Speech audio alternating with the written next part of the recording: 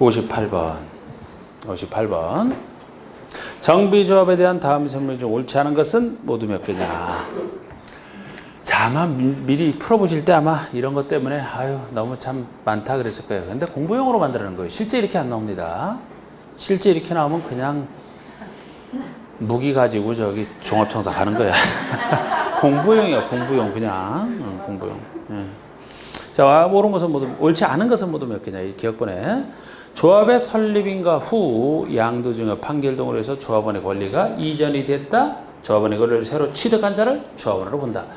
조합 설립인가 이후에 조합원 지위이전은 된다는 얘기죠. 지위이전은 됩니다. 지위이전은 되는데 안 되는 예외가 이제 투기과열지구 때문에 나오는 거죠. 원칙은 됩니다. 맞고 니은번에 투기과열지구에서 재건축 사업을 시행하는 경우에는 관리처분인가 후 재개발 사업을 시행하는 경우는 조합 설립인가 후에 해당 건축을 토지를 양수 상속 이유는 제외지만 양수한 자는 조합원이 될 수 없다.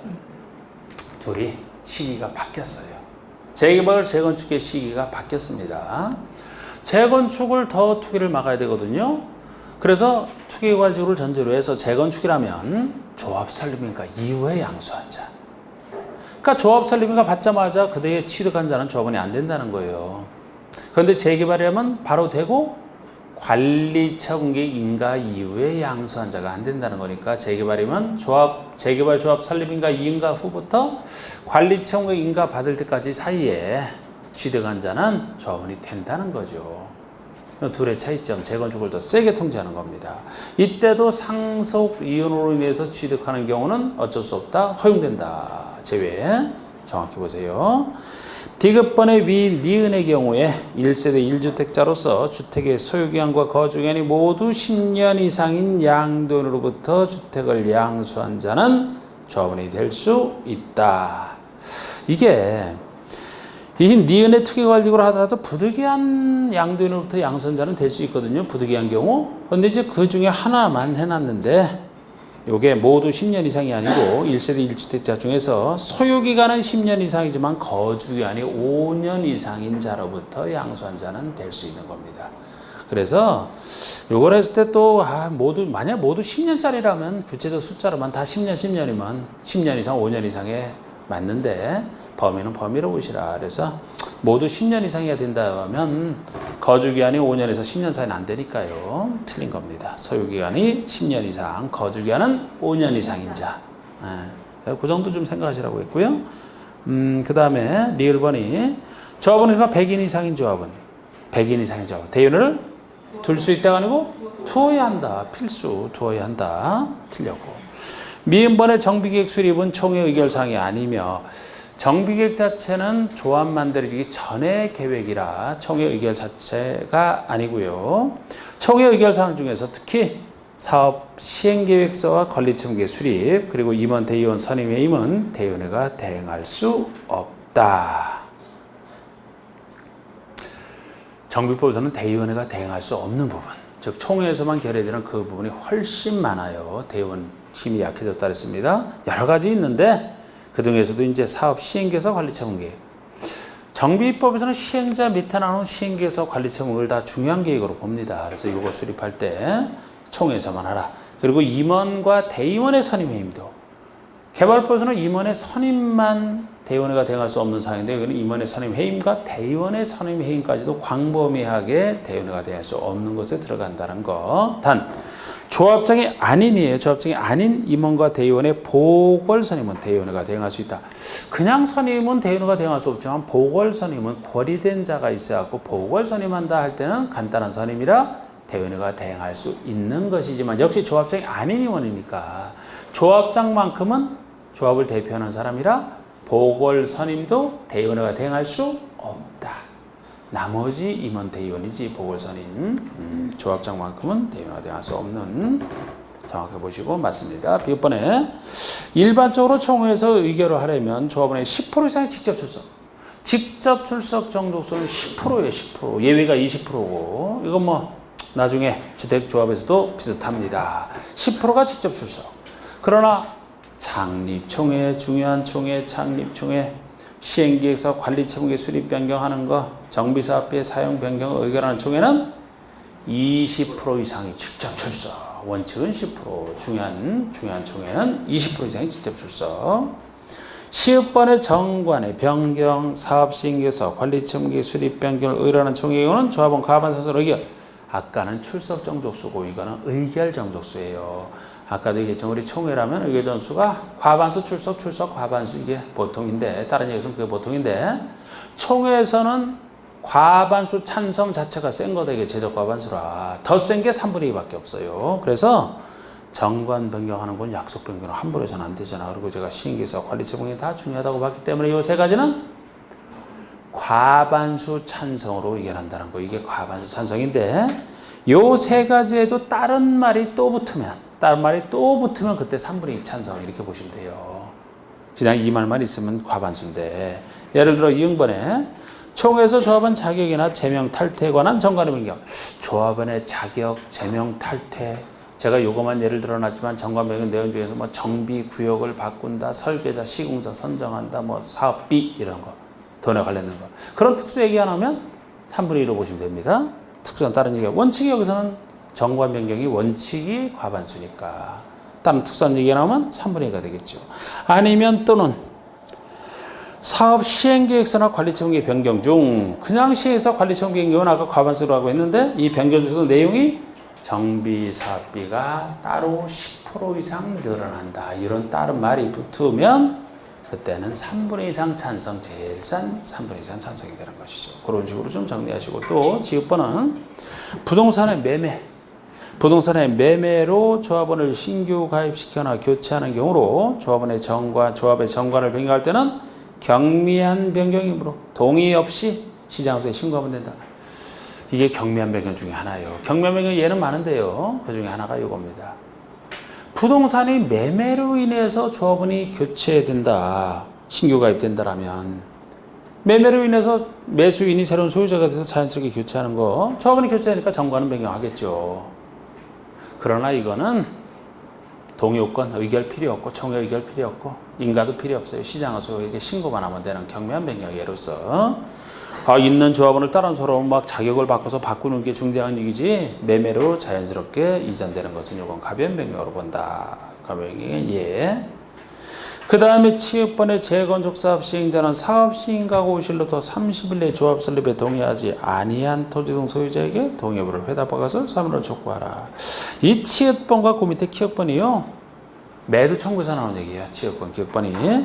그래서 재건축 사업 시행자가 매도 청구가 나옵니다. 재개발 사업하면 아예 틀리고 재건축 사업 시행자가 아까 우리 재건축에서만 토지등 소유자 중에서 토지만 또는 건축물만 가지고 있는 사람은 아예 토지 소유자가 안 되니까 조합원이 안 될 사람이고 토지 소유자 중에서도 조합 설립에 동의하지 아니한 사람은 조합원이 안 되기 때문에 재개발에서는 인정할 필요가 없어요. 누구나 다 조합원이 되기 때문에 재건축에서 조합원이 안 될 사람 물건에 대해서 매도 청구를 통해서 취득을 해야 전체에 대해서 정비사업할 수 있어서 그렇습니다. 재건축. 그런데 여기서도 동의하지 아니한 자에 대해서는 이미 안 했지만 진짜 안 할 것인지 동의 여부를 확실히 받아보겠다는 얘기예요. 그래서 이 귀찮은 절차가 들어간 겁니다. 사업 시행 인가 고시로부터 30일 내에 동의하지 아니한 자에게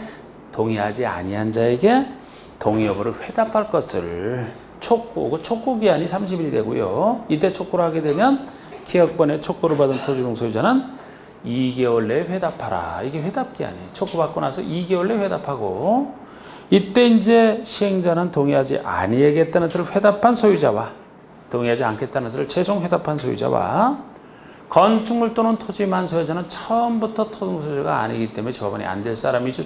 즉 이 두 사람에 대해서 회답 기간이 끝난 때로부터 다시 2개월 내에 매도 청구를 할 수 있다. 그래서 이거는 이제 매도 청구 기한이죠. 회답 촉구는 30일 내에 촉구하면 그에 따른 회답 기간 2개월, 회답 기간 끝나면 매도 청구 기간 2개월 이렇게 나가는 다 맞아요. 그 다음에 티급번이 조합은 시공자 선정 시 조합이 시공자 선정할 때 시기와 방법 중에 하나 통제하는 시공자 선정할 때 설립인가를 받은 후 시기는 설립인가 받은 후에요. 시기 통제 안 하는 거라 그랬잖아. 설립인가도 받기 전에는 조합이 없으니까 설립인가 받자마자 선정하는 것은 시기 통제 안 하는 것이다. 설립인가 받은 후에 그 대신 시기 통제를 안 하니까 총회에서 경쟁입찰 또는 수의계약 방법으로 선정하라. 알아서 정관이 정하는 것 따라 선정하지 말고 민간인지만 방법 통제를 하겠다. 경쟁입찰로 선정하라는 거예요. 우리 정비법에서는 이렇게 경쟁입찰, 수의계약은 경쟁입찰에 2배 이상 유찰된 경우 많이기 때문에 이렇게 써 있어도 사실상 경쟁입찰로 하라라는 걸로 보시면 된다 그랬어요. 공정에 경쟁입찰로 하라. 이렇게 시길 방법을 통계봤습니다. 다만 조합원이 100명 이하 상대로 작다. 정관이 정한 바에 따라 선정할 수 있다. 알아서 선정할 수 있는 건 작은 조합일 때. 그리고 피읍번이 재개발사업을 토지 등 소유자가 할 때죠. 토지 등 소유자가 시행한다면 시행자 지정 고시 후에 규약이 정하는 바에 따라 시행자를 선정하라. 토지 등 소유자가 할 때는 시행자 지정 고시가 아니죠. 시행자 지정되자마자 선정하라면 시기 통제 안 하는 건데 시기를 강력히 통제한다니까요. 이때가 아니고 사업 시행 인가 후가 되겠습니다. 사업 시행 인가 후. 똑같은 민간인 중에서 조합은 단체라. 토지조합은 단체가 아니기 때문에 더 못 믿겠다. 시행자로 지정되자마자 선정하라고 했다가 사업 시행권도 못 딸까봐. 그래서 사업 시행권 따고 나서 선정하라. 사업 시행 인가 이후에 시기를 강력히 통제하잖아요.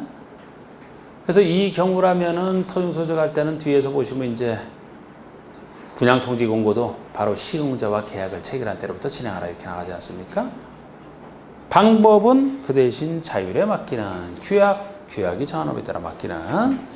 그래서 지금 옳지 않은 것이 니은 디귿 리을에다가 피읍번 마지막 거 네 가지만 되겠습니다. 한 문제 하는데 12분 걸렸잖아. 아이 참 59번이 또 하나 더 나와. 여러분들께서 만들었지만 저도 해설하면서 내가 왜 이랬을까 좀 줄이고 정비법상 정비사업과 관련된 설명으로서 옳지 않은 것은 모두 몇 개냐. 자, 기업권 보시면 기본계획을 공람 중인 정비 예정구역 또는 정비계획 수립 중인 지역. 이게 구역지정 전에 두 땅 중에 하나를 얘기합니다. 구역지정 전에 이런 곳에서 투기 수요의 유입 방지를 위해서 3년 내에서 제한할 수 있는 행위는 건축의 건축과 토지 형질 변경이다. 토지 형질 변경이 아니고 토지 분할. 이게 정비법의 특징이잖아요, 여러분. 우리 정비구역에서는 개발행위가 통제하는 게 개발법과는 거의 같다. 그런데 여기는 구역지정 전에 통제하는 경우도 있다. 구역지정 전에 통제할 때는 특히 투기수의 유입을 막기 위해서 통제하는 것이라 수많은 개발행위 허가 대상 중에서도 직접 투기랑 관련된 두 가지만 통제한다 그랬잖아요. 직접 투기랑 관련된 게 소유자를 직접 늘리는 거, 건축과 토지 분할 둘만 있다 그랬잖아요. 단독주택을 부셔서 건물 공동주택 지어서 사람 수 늘리는 거, 토지 분할을 통해서 늘리는 거 이 두 가지만 통제 대상에 들어갑니다. 이 두 가지만 허가 대상이에요. 틀렸고 니은번의 정비 예정구역 또는 정비구역에서는 주택법에 따른 지역조합의 조합원을 모집해서는 안 된다. 이것도 있어요. 여기서는 정비사업 해야 되기 때문에 지역조합은 따로 모집하지 말라는 겁니다. 지역조합이면은 내 집 마련을 위해서 지역에 사는 사람들이 조합주택 지으려고 하는 건데 모집해서는 안 돼. 정비법에서는, 정비구역에서는 모집은 안 된다. 맞고 디귿번의 토지 등 소유자가 재개발 사업을 하려는 경우 사업 시행 인가를 신청하기 전에 시행계획서에 대한 동의예요. 사업 시행계획서에 대해서 아까 토지 소유자가 할 때죠. 토지 소유자 4분의 3 면적 2분의 2상 소유자 동의를 받아야 된다. 이게 역시 정비법에서 특유한 시행계획에 대한 동의인데 민간 시행자가 시행계획 작성할 때만 인가 신청하기 전에 동의를 받으라는 건데요. 여기는 조합도 있고 지정개발자인데 그건 제가 안 써놨어요. 그 사람은 둘이 서로 비슷하게 과반수거든요. 아까 우리 조합이 시행계획서에 대해서 총회에서 의결한다면 보통 과반수라고 했죠? 시행계획서가 10분 이상 사업비 늘어날 때만 3분의 2였잖아요. 시행계획서가 과반수가 되는데 지정개발자라면 역시 소유자 과반수 면적 2분의 1 이상 그래서 과반수랑 2분의 1이랑 뭐 약간 차이는 좀 비슷하게 하고 있어요. 그런데 토지 등 소유자가 할 때만큼은 조합처럼 단체도 아니고 지정개발자처럼 일정 요건을 갖춘 자도 아니기 때문에 토지 등 소유자가 할 때만큼은 다른 것처럼 과반수가 아니고 마치 재개발 조합 설립인가 동의처럼 431 동의 과반수도 훨씬 센 431 동의를 받잖아요. 그만큼 못 믿는 것만큼. 그래서 이게 특이해서 시행계획에 대한 동의 요것만 따로 한 겁니다. 요게 특이해서 따로 한 거고 맞아요. 그 다음에 미음번이 임시 수용소 설치와 관련된 얘기인데 우리 리을번 보시면 시행자는 주거환경 개선사업 및 재건축 사업 철거문의 임시 수용을 해서 공공단체나 개인의 시설을 일시 사용할 경우 손실을 보상하라. 일단은 재건축이 틀렸어요. 재건축 대신에 재개발 사업이 들어가야 돼. 그러니까 시행자가 철거문에 대한 임시 수용시설 설치 의무를 지는 것은 재건축만 아니잖아. 개선사업과 재개발을 전제로 합니다. 재건축이라면 살 집을 스스로 구할 능력이 충분하다고 봤죠? 재건축은 아니에요. 개선사업과 재개발에 있어서 철거문이 스스로 살 곳 못 구할 때 수용시설을 마련해 주라는 것이고, 이 수용시설 마련을 전제로 해서는 시행자에게 국가, 지자체, 공공단체나 개인의 시설들을 일시 사용할 수 있게 해놨는데 그 중에서 국가, 지자체 것을 쓸 때는 무료, 공공단체나 개인의 시설을 쓸 때는 손실보상. 이게 뒷얘기는 그 얘기죠. 앞이 틀렸지만 이 경우 공공단체도 행정청이 아니에요. 지금 공공단체나 개인의 시설을 일시 사용할 때는 손실보상해주고 그 얘기죠. 뒤는 맞아. 미음번의 국가, 지자체는 철거문의 임시 수용을 위해서 임시 수용을 위한 시행자의 사용 신청에 대해서 제3자에게 사용 허가를 한 경우라 하더라도 사용 신청을 거절할 수 없다. 있어요. 이때는. 자, 우리 국가, 지자체 것을 쓸 때는 사용료 면제 공짜로 준다라고 했는데, 그래서 시행자가 국가, 지자체에게 일시 사용을 신청한다 하려면은 신청을 거절할까봐, 국가, 지자체 거절할까봐 거절하지 못하게 하는 게 원칙이에요. 근데 다시 예외 세 가지가 있으면 거절할 수 있다는 겁니다. 한 산채로 보시면 돼요. 사용 신청 받았는데 제3자에게 이미 사용을 할 때요. 마찬가지로 제3자와 매매계약을 체결했다. 아니면 사용 신청 이전에 사용계획이 확정됐다. 그럼 확정된 사용계획대로 제3자에게 주기로 했으면 제3자에게 줘야 되기 때문에 거절할 수 있어야 되죠. 이때는. 거절해야 제3자에게 줘야 되기 때문에. 안 그럼 제3자 이익이 침해되잖아. 비입번은 주거환경 개선사업입니다. 주거환경 개선사업에 따른 건축허가를 받는 때와 부동산 등기를 하는 때는 주택도시개발법상 국민주택채권 매입에 관한 규정은 적용하지 아니한다. 자, 우리 국민주택채권 매입은 원칙적으로 등기 등을 하는 사람이 해야 되지만 어디서만?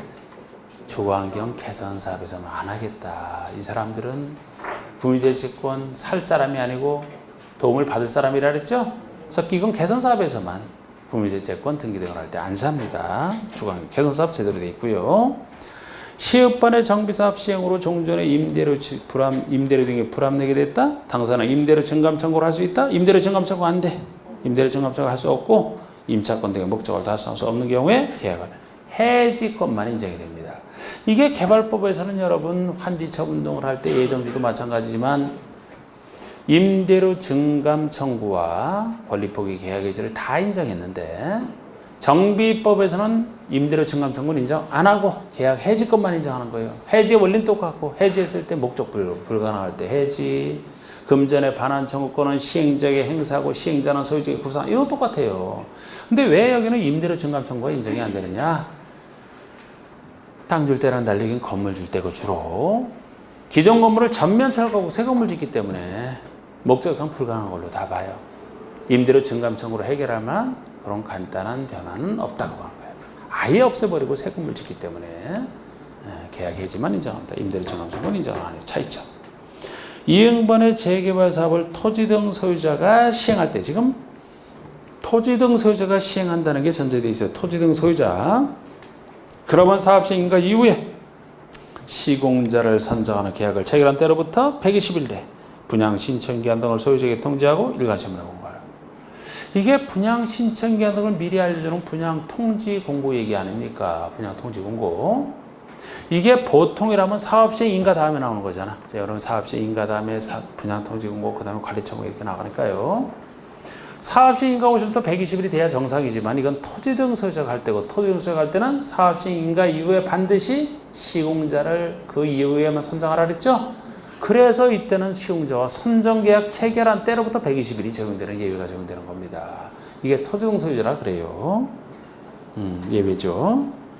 지읒번의 분양 신청 기간은 통지를 한 때로부터 30일 이상 60일 내로라. 21년자. 요거는 뭐 입주한자 그대로 끌어왔었던 똑같은 얘기죠. 지읒번에 투기과열지구, 투기과열지구입니다. 투기과열지구에서 정비사업에서 이렇게 투기를 맡겨한 제도가 나오네요. 관리처분기에 따라 조합원 분양분이 됐든 일반 분양분의 대상자 및 세대에 속한 자, 조합원이든 일반 분양을 한 번 분양받은 사람, 이 사람은 10년 내에는 분양 신청을 할 수 없다. 5년 내 신청보다 중요한 숫자입니다. 5년 내 신청부터 5년. 다만 이때도 상속 결혼 이혼으로 조합원 자격을 취득한 경우는 신청할 수 있다. 상속 결혼 이혼은 어쩔 수 없다. 낮고 10년만 틀렸죠. 기억번에 시행자는 분양 신청 기한에 신청을 하지 아니한 자, 안 한 자, 신청을 철회한 자, 아니면 아까 투기과열지구에서 5년 내 신청을 할 수 없는 자, 아니면 인가된 관리처분에서 분양돼서 제외된 자, 분양 안 받을 사람 4사람 다 적어놨고 이 자와 관리처분기 인가일 다음 날로부터 90일 내에 손실보상에 대한 협의를 해야 된다. 이게 손실보상 협의 기한입니다. 언제로부터? 관리처분기 인가일 다음 날을 좀 밑줄 그어주시고 관리처분 인가일 다음 날부터 90일이에요. 이걸 분양신청이 끝난 때로부터 하면 틀리죠. 맨 마지막에 분양 안 받을 사람부터 시기를 통일하겠다.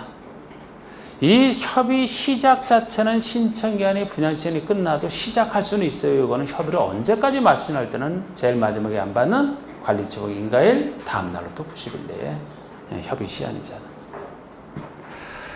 그 다음에 T급번은 사업시행 인가 또는 관리처분 인가의 시기를 조정할 때 조정 시기는 인가를 신청한 때로부터 1년을 넘어섰다. 1년 맞고요. 이건 이제 시장군수가 사업시행계획이나 관리처분 인가 시기를 조정할 필요가 있으면 조정할 수 있게 해주는 거예요. 이걸 조정을 못하고 한꺼번에 그냥 여기저기서 막 사업이 진행돼서 공급 물량이 한꺼번에 터져나올까 봐 인가 시기를 조정할 수 있는데 너무 많이 조정하게 되면 시행자 입장에서는 조정하는 기간 동안에 인가가 안 나오니까 힘들거든요. 그래서 조정할 수는 있다. 그러나 너무 길어서는 안 된다. 최대 1년 내에서만 조정할 수 있다. 그래서 지금 틀린 것은 기역, 리을, 미음, 시읒, 치읒 5개. 기역, 리을, 미음, 시읒, 치읒 5개. 60번에 다음은 관리처분계획 작성 기준에 대한 설명이다. 옳은 설명. 너무 좁은 토지 건축물이라 정부의 지정 전 분할 토지를 취득한 자에 대해서는 현금으로 청산할 수 있다. 지정 전이 틀렸죠? 지정 후입니다. 너무 작은 것은 미리 현금 청산할 수 있는 건 맞는데 정부의 지정 후 분할된 토지도 구역지정 전은 아직 구역지정 되기 전이니까 투기랑 관련 없다고 보는 거예요. 구역지정 이후에 분할된 토지를 취득한 자를 투기랑 관련이 있다고 봐서 물건 신청해도 물건 안 줄 수 있다. 현금 청산할 수 있다. 후. 2번 종전의 토지의 가격은 분양신청인의 만료된 날을 기준으로 해서 수립한다. 제가 관리처분계에서는 이 두 가지 기준을 정확히 보시라고 했잖아요. 분양신청이 만료된 날이 아니죠. 분양신청이 만료된 날이 아니고 사업시행인가고실 기준으로 평가합니다. 사업시행인가고실 여기 분양시간이 만료된 때를 기준으로 하는 것은 분양설계잖아요. 분양설계는 분양에 대한 설계의 기술적 부분이기 때문에 분양시간은 끝난 다음에 관리처분계획 만드는 시기니까 최신 시점. 분양시간이 만료된 때를 기준으로 하는데 종전에 출하고 가격은 돈이 왔다 갔다 하는 문제이기 때문에 객관적인 때를 잡는다. 상대적으로 객관적인 때인 사업시행인가 시장에서 인가를 내줄 때 사업시행 인가고시를 기준으로 한다라는 거 두루 구별하시라 그랬습니다. 단 그 전에 사업시행 인가 전에 철거된 건축물이 있다 그러면 시장원수에게 허가받은 날 기준으로 한다. 철거할 땐 미리 허가받으니까 허가받은 날을 기준으로 한다. 3번의 과밀일정의 위치한 재건축이에요. 위치한 재건축입니다. 그러면 토지 등 소유주가 소유한 주택수 범위에서 새 주택까지 공급할 수 있다. 괄호 속에 투기과열지구나 조성소유지 아닌 곳을 전제로 한다. 맞죠? 4번은 과밀일정에 위치하지 아니한 곳인데 그곳이 어느 곳이냐? 괄호 속에 투기과열지구로 지정되었으며 사업시행인가를 신청하였음. 이런 곳에서의 재건축 사업의 경우에는 소유한 주택 수만큼 공급할 수 있다? 1주택. 이건 1주택 공급하는 거죠. 그래서 3, 4번 잘 보세요. 3, 4번이 주택 줄 때 원칙은 하나 주는 원칙에 대한 예외 중에 재건축에 관련된 예외가 3, 4번 아닙니까? 재건축만 특이한 예외가. 이 재건축과 관련해서는 과밀억제 권역에 위치하느냐 아니냐를 구별하셔야 되는데 그 전에 어디든 상관없이 투기 과열지구나 조정 대상 지역. 여기서 조정 대상 지역도 투기 과열지구랑 비슷한 게 과열지구라 그랬죠? 이 두 군데서는 투기를 막아줄 필요성이 크기 때문에 이곳에서 사업시 인가를 신청했다라고 하게 되면은 원칙으로 따라서 투기를 막아야 되니까 한 주택 주는 거예요.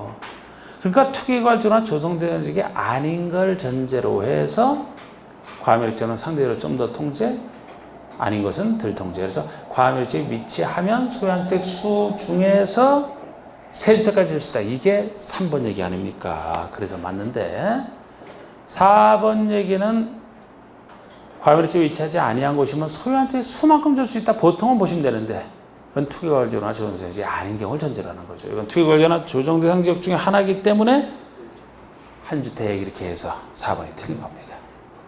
5번은 일반 두주택 주는 예외죠. 분양 대상자별 종전의 가격 범위, 종전의 가격 범위 또는 전용 면적 범위에서 두주택 줄 수 있고 이 중 한 주택은 전용 면적 60이야. 이 중 한 주택 60이야. 소형. 그래서 큰 주택에서 받아서 살고 작은 주택은 아주 집 없는 사람이나 서민용 그래서 60이합니다. 그리고 이 경우 또 60이야 요거만. 60이라 받은 한 주택만 3년 전매 제한에 걸리는 거죠. 3년간 전매할 수 없다. 소유권 취득한 때로부터 소유권 유지 다음 날로부터. 61번 관리처분계 인가고시 효과 등과 관련하여 옳지 않은 것으로 했는데 관리처분계 인가고시 효과라면 관리처분계 인가고시 왜 공사를 시작한다 그랬죠? 공사를 해야 되는 거와 관련된 효과라고 했잖아요. 1번 시행자는 관리처분계 인가를 받은 후 기정어처분을 철거하라. 뭐 기정어처분을 철거시기 관리처분계 인가를 받은 후입니다. 그래야지 이때 철거하고 새 건물 짓지 않습니까?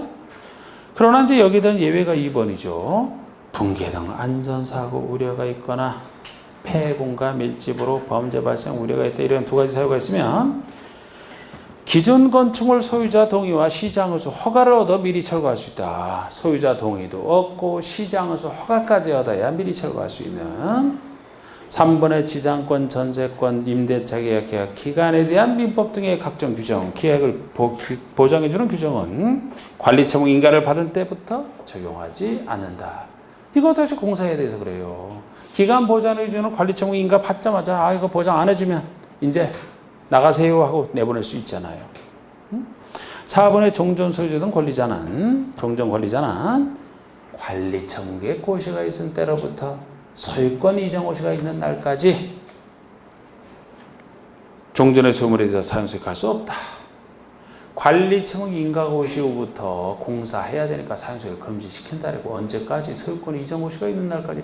소유권 이전 고시 다음 날이면 소유권 취득하니까 소유권에 따라 사용수익을 시작하는 것이고 그 직전까지 최대한 금지가 된다. 소유권 이전 고시가 있는 날까지.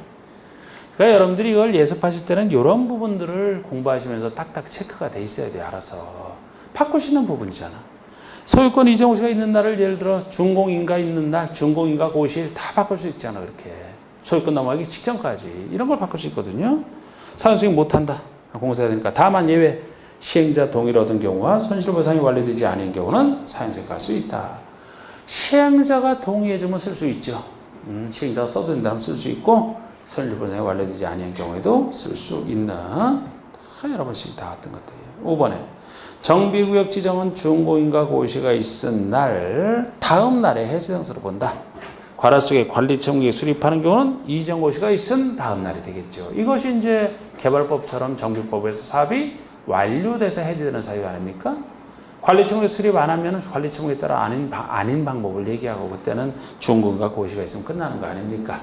관리처분계 수립하는 순간에는 관리처분계에 따라 공급하는 방법이 되겠죠? 그때는 권리 이전 고시 다음 날이 되겠죠. 똑같은 얘기입니다. 이렇게 맞는데 이렇게 자동 해제가 되면 이 경우 조합은 해상으로 본다. 뒤가 틀렸죠.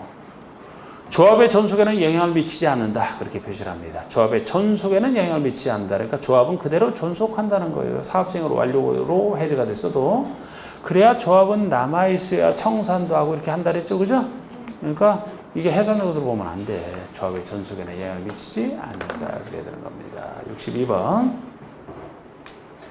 정비 사업에 따른 소유권 이전 고시에 대한 설명 중 옳지 않은 것은 1번. 시행자는 공사 완료 고시가 있으면 이제 시장 속에 공사 완료 고시 있어요. 다 끝났다는 얘기야. 그러면 지체 없이 대지 확정 측량 들어가고 바로 확정 측량 들어가고 측량했으면 토지의 분할 절차를 거쳐서 분할했으면 관리청에서 정한 사항을 분양받을 적에 통지 알려주고 소유권을 이전하는 순서가 되겠습니다. 그럼 이번에 대전 어초를 분양받을 자는 소유권 이전 고시 다음 날에 소유권 취득한다. 소유권 이전 고시 다음 날 소유권 취득합니다. 이렇게 소유권이 넘어갔을 때 동시에 넘어가는 걸 정하고 있다 그랬죠. 3번에 종전의 토지나 어초에 설정된 지상권, 전세권, 저당권, 임차권, 가등기나 부동, 가압류 등 등기된 권리가 하나여 소유권을 이전받은 대전 어초에 설정서로 본다. 저절로 넘어가서로 본다. 하나에 때문에 틀렸어요. 소유권이 넘어갔을 때 등기된 권리와 주임법상 대항력을 갖춘 임차권까지 넘어간 것으로 보죠. 만약에 하나에 의해서 빠졌다면 등기된 권리는 넘어간 것으로 보죠. 맞죠? 그럼 그 중에 하나를 얘기하니까 하나에 때문에 틀린 거예요. 대항력권을 갖춘 임차권도 넘어가지 않습니까? 등기 없어도. 4번의 저당권자는 저당권이 설정된 토지나 건축물 소유자가 지급받을 청산금에 대해서 지급하기 전에 압류 절차를 거쳐서 저당권 행사할 수 있다. 우리 청산금에 대해서도 압류를 하면 저당권 행사할 수 있다. 물상대 얘기죠? 없다면 틀리잖아. 있다. 5번의 사업시행자는 이전고시 후에는 지체 없이 대전 어출에 대한 등기를 등기소에 촉탁 또는 신청해야 됩니다. 시행자 혼자 등기청 강제주의. 그런데 개발법이라면 환지처분 공고 후 14일 내에 등기하라. 여기는 소유권 이전고시 후 지체 없이 하라. 이쪽이 좀 더 급하게 돼 있잖아. 63번. 건축법 들어갑니다. 건축법에 대한 다음 설명 중 옳은 것을 모두 찾으면 몇 개냐? 1번. 리모델링이란 건축의 노후화를 억제하거나 기능 향상 등으로 해서 대손하거나 일부 중축하는 행위를 말한다. 일부를 개축하는 것은 리모델링이 아니다. 이다. 리모델링이다. D가 틀렸다고. 이게 많은 문제를 세 번째 들어오니까 막 그냥 정신이 없죠? 건축법상 리모델링이 대손, 일부 중축, 일부 개축까지 얘기하잖아. 주택법에서는 개축은 아니죠. 주택법에서는 대손과 일부 중축만 얘기하고 주택법과 차이점. 차이점 알아야 돼요. 여기는 일부 개축까지 리모델링이 들어갑니다. 2번.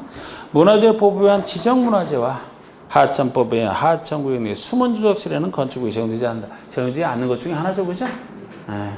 대지 특정되지 않아서 이렇게. 문화재법상 가지적 문화재는 건축국이 적용된다. 가지적 문화재도 적용 안 되죠. 가지적 문화재도. 문화재라면 지정, 가지정 다 적용 안 됩니다. 자, 5번에 건축허가를 받은 자가 허가를 받은 때로부터 2년 내 공사를 착수를 안 하면 허가를 취소해야 된다. 일단 허가 취소 사유 중에 하나인데 일단 맨 끝에 허가를 취소하여야 한다예요. 취소할 수 있다면 틀립니다. 이게 특이한 거라 그랬잖아요.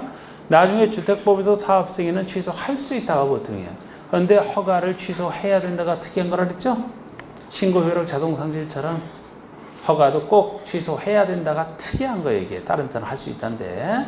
근데 해야 되는데 착수는 언제냐? 그러면 건축허가를 받았으면 건축허가를 받은 때로부터 착수기한은 보통의 2년이죠. 2년이죠.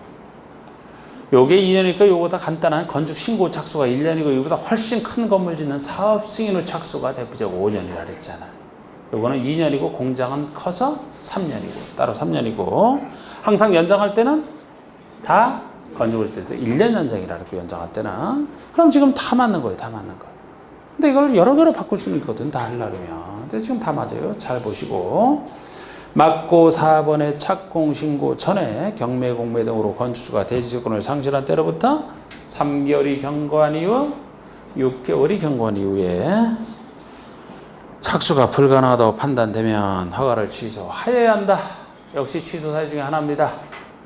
그러니까 건축허를 따놨는데 착공 신고 전에 경매 공고에 들어 대지 소유권을 상실해서 못한다 했을 때는 6개월 정도 여유 주는 거예요. 6개월 여유 줘도 그때 완료가 불가능하다면 꼭 허가를 취소하라. 이건 너무 길면 안 돼요. 그래야지 이제 새로 대지를 취득한 자가 새로운 건축허를 신청할 수 있죠. 6개월짜리로 유명한 얘기입니다. 이거는 5번. 건축 신고란 자가 신고로부터 2년 내 착수. 자, 건축 신고 착수기한은 유명한 1년. 가로 쓰기 연장은 1년 똑같고요. 원칙적 착수기는 1년. 안 하면 신고력 자동 상실. 그래서 제가 지금 건축법이잖아요. 건축법 주택법이라면 대부분 몇 년을 2년인데 135를 따라가서 1년짜리가 요거 1년. 빈집 투기하는 이상한 사람 보면 신고하라 했던 거. 그래서 건축 신고, 빈집 개념, 투기과일지구 1년 재검토 5가지. 5년은 사업 승인 후 착수기한은 5년이라는 걸 이제 이따 쓸 거고. 가장 긴 게 사업 승인 후 착수가 5년이잖아. 3년짜리는 이따 나오는데 가설 건축물 전치기 한 거. 주택 상환세 상환 기간이 3년을 초과할 수 없다. 주택 상환사채 이 2가지만 3년이지. 1년으로 유명한 겁니다. 자, 6번 보시면 고층 건축물은 고층이죠. 층수가 30층 이상이거나 높이가 120m 이상. 고3 30층 이상 또는 높이만 곱하기 4에서 120m 이상 둘 중에 하나. 초고층이다. 초는 5다. 50층 이상 또는 200m 이상. 그래서 고층 중에서 초가 아닌 나머지를 다 준초고층이라고 하지 않습니까? 일단 이 정도 숫자를 알아주시면 되고요. 맞고 6번, 7번에 지하층은 건물의 바닥이 지편 아래에 있는 층으로서 바닥으로부터 지편까지 평균 높이가 층 높이의 2분의 1 미만 이상, 2분의 1 이상이죠. 지편까지 평균 높이가 층 높이의 2분의 1 반과 비교해서 2분의 1 이상일 때 지하층이 됩니다. 그리고 지하층 설치는 의무사항은 아니죠. 간접적으로 설치 장려할 뿐이지. 8번의 주요구조공연도 유명하잖아. 지붕, 기둥, 벽, 바닥보, 주계단을 말한다. 근데 뭔가 이렇게 얘기하면 뭔가 허전하죠? 뭔가 허전해. 그럼 어떻게 채울 것이냐? 지붕이 아니죠? 지붕 틀이잖아. 지붕 중에서 지붕 틀만 지우잖아. 지붕 틀. 기둥은 맞고요. 벽 중에서는 내력벽만이지. 모든 벽이 아니고 그것만 채워놓으면 될 것 같아요. 그럼 건축의 3조랑 다 관련된 거 다 들어가 있습니다. 네, 지붕 틀, 내력벽 그거만 좀 집어넣고 다만 이때도 사이사이 있는 사익기둥이라든지 땅과 맞닿아 있는 최하층 바닥이라든지 작은 보, 차양, 5계계단, 기타 구조상 중요하지 않은 부분은 제외. 이런 건 이제 아닌 것까지도 잘 기억하시고 9번의 용적률 산정의 연면적. 용적률 산정에 쓰는 연면적에서만 용적률 부담 없이 설치하라고 제외해 주는 거 있잖아요. 지하층 무조건 빼주죠. 지상층 중에서는 주차장, 이게 이제 보통의 주차장을 얘기하죠. 부설, 피난안전구역, 대피공간, 유사시설, 요거 용적률 산정에서는 빼주는 걸로 유명한 간단하게만 적어놓은 겁니다. 10번에 시장건수구 선생이 철거를 명할 수 있는 빈집이란 거주 사용료를 확인한 데로부터 1년 이상 아무도 안 사는 1년 이상이 1년 중에 하나. 또 11번에 빈집을 철거할 때 정당한 보상비로 시가에 해당하는 금액을 빈집 소유자에게 지급하라. 시가가 아니고 감정평가액. 다른 데서는 정당한 보상이라 그러면 원래 시가 보상이 되는 거예요. 다른 데서는. 근데 여기서는 빈집이라면 팔리질 않아서 빈집으로 남아있는 거를 시가가 없다 그랬죠. 그죠? 감정평가액 기준으로 한다. 그래서 맞는 것은 369.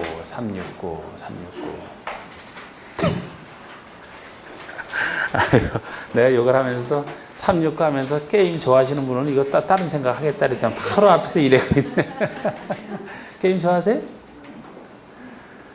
게임하면 즐겁죠, 그지?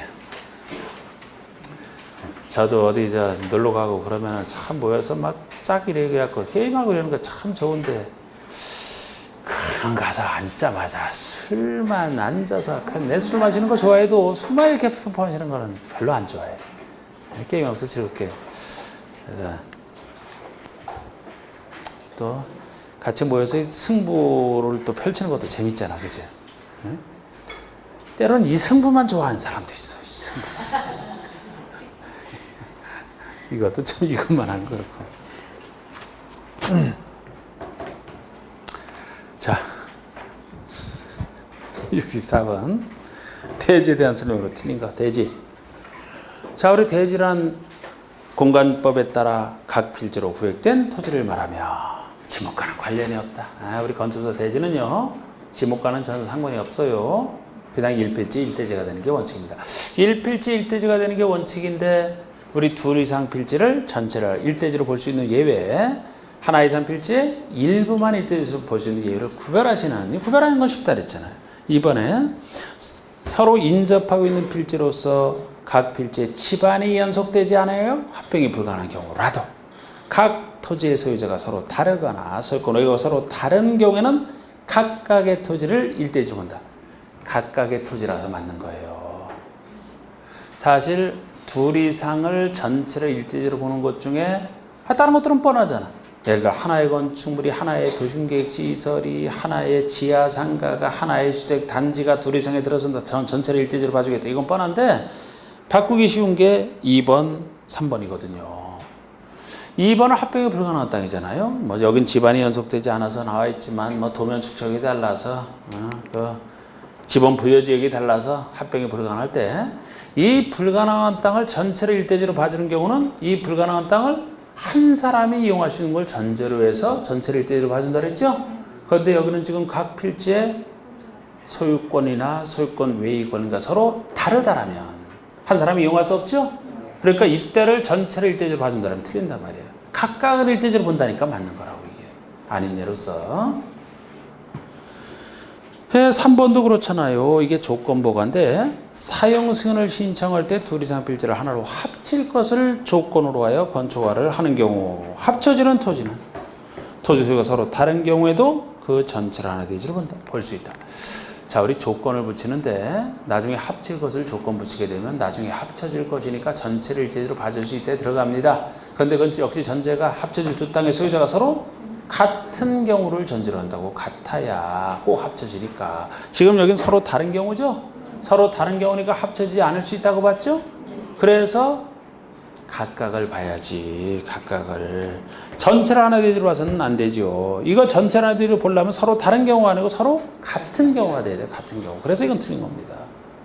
4번은 사용선을 신청할 때 필지를 나눌 것을 조건으로 허가하는 경우 나눠지는 토지 하나의 대지로 볼 수 있다. 이게 일부를 하나의 대지로 볼 수 있는 것 중에 하나잖아요. 근데 아까는 조건의 내용이 다르잖아. 나중에 나눌 것을 조건 붙였으니까 일부가 나중에 나눠질 거. 일부를 일대지로 볼 수 있는 경우잖아요. 그리고 5번에 일부에 대해서 농지법에 한 농지 전용허가를 받은 경우 그 일부를 하나의 대지로 볼 수 있다. 아니 일부에서 농지 전용허가, 산지 전용허가, 개발행 허가를 일부에 대해서 받았다라면 그 일부에만 건물 지을 수 있으니까 일부만 일대지로 보는 그런 경우가 되겠습니다. 그래서 여기서도 아까 그 두 가지 예외 있어서 헷갈리기 쉬운 것만 정리해 놓은 거예요. 그냥 다른 건 뻔하고. 65번 건축법을 준용하는 공작물에 대한 것으로 틀린 거. 여러분 건축물 자체는 뭐 허가신고 다 들어가죠. 우리 공작물은 건축이 아닌 걸 전제로 해서 큰 공작물은 신고다. 공작물은 허가 대상이 없죠. 그죠? 그리고 여기 건축구에 나오는 각종 허가 신고는 대부분이 다 작은 일이라 자치시 자치도 시장군수 구청장이 하는 게 대부분이죠. 근데 공작물 신고 대상밖에 없어요. 큰 거 이거 할 때가 2, 4, 6, 8m 넘는 대부분이 6m, 2m 넘는 게 탐장옹벽, 4, 광, 8, 고, 5, 나이트향 이렇게 했던 거. 기계시장 이거 뭐 8m 이하짜리 특이한 게 있지. 그리고 여기 공작물은 뭐를 전제로 해서 건축물이 아닌 걸 전제로 해서 지금 공작물에 대해서 하라는 거예요. 1번 틀린 것은 건축에 딸린 높이 2m를 넘는 담장이나 옹벽을 축조하려면 시장의 군수구청장에 신고하라. 딸린이기 때문에 틀린 거예요. 딸린이기 때문에. 그냥 이거 만약에 건축에 딸린 이 말이 없다라면 맞아요. 담장 옹벽 2m 넘는 게 신고니까 시장에서 구청에 하는 것도 좋고. 건축에 딸려 있기 때문에 틀린 거예요. 건축에 딸려 있다라면은 딸린 시설물은 건축물 속에 포함되죠. 건축물 개념이 지붕과 기둥 또는 벽이 누고 이게 딸린 시설물이잖아. 딸려 있기 때문에 이거는 별도 신고 필요 없어요. 건축 허가 신고로 다 포함되어 있는 겁니다. 이거는. 그래서 신고 필요 없어요. 다른 얘기는 2, 3, 4, 5번에서는 앞에 그런 얘기 없는데 1번에서만 무슨 말이 따로 붙어 있었으면 그걸 써먹으려고 한다 생각하시면 돼요. 눈치껏. 2번은 구체적으로 높이 6m짜리 숫자로 물어봤네. 구체적 숫자로 물어봤네. 범위가 아니고. 높이 6m의 광고판, 광고탑을 축조하려면 신고해야 된다. 요거는 광고판이면 몇 메타? 4m 넘는 게 신고죠? 그리고 6m니까 4m 넘는 것에 속하네요. 3번의 높이 4m짜리 태양에너지 이용한 발전 설비는 신고 없이 축소할 수 있다. 신고 없이니까 맞지. 태양에너지 발전 설비는 5m 넘는 것이죠. 신고가 5m가 안 되네. 그러니까 신고 없이 할 수 있다가 맞죠. 높이 6m를 넘는 이번엔 범위를 물었어요. 범위는 범위로 답하시라 했습니다. 6m를 넘는 기념탑, 장식탑 신고 대상이다. 장식탑, 기념탑, 운동시설한 골프 연습실한 운동시설한 철탑 이런 것들 다 6m 넘는 것이죠. 신고. 높이 8m 이하의 기계식 철골 조리시설 외벽이 없는 것 신고해야 된다.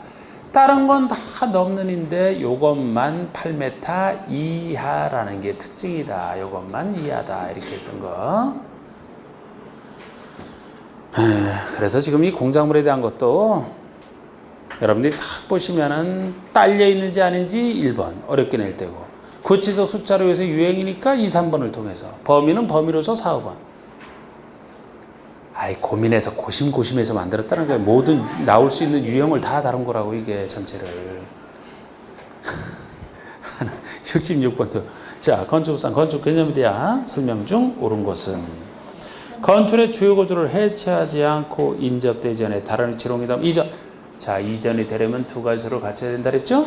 해체하지 않고 그대로. 또 하나는 같은 대지. 인접한 대지라 틀렸어요. 위치만 다른 위치란 말이야. 인접대지가 틀렸습니다. 같은 대지.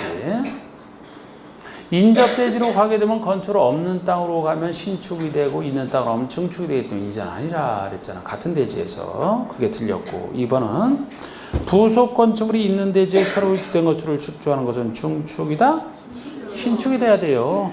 제가 부속 건축은 독자적 의미가 없다. 주된 건축을 기준으로 판단하시라 그랬죠? 그럼 부속 건축물만 있는 대지라는 것은 주된 건축이 없는 땅에 새로 들어서니까 신축이 되는 거예요. 이게 증축이 되려면 반대가 돼야 돼. 주된 건축이 있는 상태에서 부속이 들어선다. 그럼 전체 연면적이 증가되니까. 3번의 건축이 재해로 인해서 멸실이에요. 멸실된 경우에 연면적학계는 종중모 이하이지만 동수, 충수, 높이 중 어느 것 하나가 법령 범위에서 종중모를 초과하여 축조하는 경우에는 재축이다. 재축은 기존 건축이 멸실된 상태에서 모든 것이 다 종정모 이하라면 당연히 재축이고, 지금 여기처럼 연면적이 제일 중요한 연면적은 절대 정정모 넘어서면 안 돼요. 연면적은 정정모 이하이지만 동수, 충수, 높이 중에 어느 것 하나만, 둘도 안 돼. 어느 것 하나만 법령 적합한 범위 내에서 초과했다. 여기까지를 재축으로 보는 겁니다. 정확히 보세요. 이걸 넘어서면 신축이 되는 겁니다. 자, 4번에 3층인 종전의 건축물의 기둥과 보를 철거하고 4층으로 지었다면 신축이다. 증축이 돼요. 증축이 됩니다. 여기서 기둥과 보 철거라는 말에서 헷갈리면 안 돼요.